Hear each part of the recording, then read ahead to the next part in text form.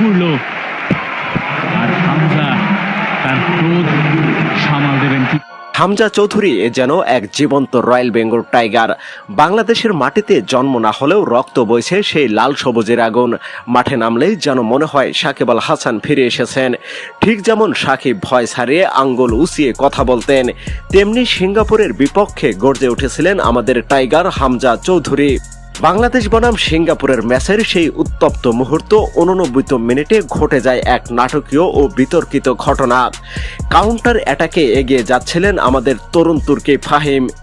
সিঙ্গাপুরের এক ডিফেন্ডার পিছন থেকে ধাক্কা মেরে ফাউল করে বসেন ডিবক্সের ভিতরে।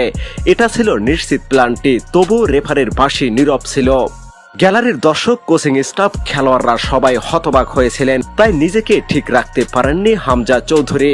সিঙ্গাপুরের খেলোয়াড়দের দিকে মুখ ফিরিয়ে গর্জে উঠেছিলেন, যেন সত্যি রয়্যাল বেঙ্গল টাইগার মাঠে নেমে এসেছে। বাংলাদেশ হারলো 2-1 গোলে, তবে হারলো শুধু স্কোর লাইনে, মনের লড়াইয়ে নয়। বাংলাদেশের ফুটবল প্রেমীরা হাজার বাধা পেরিয়ে চোখ রেখেছিলেন মাঠে। চেয়েছিলেন একটা জয় বা অন্তত একটা ড্র, আর সেটা হতে পারত যদি সেই প্ল্যানটি পাওয়া যেত। তো প্রিয় দর্শক, আপনাদের মতে এটা কি 100% প্ল্যানটি ছিল, নাকি রেফারির ভুল সিদ্ধান্ত আমাদের জয়ের সম্ভাবনা কেড়ে নিল?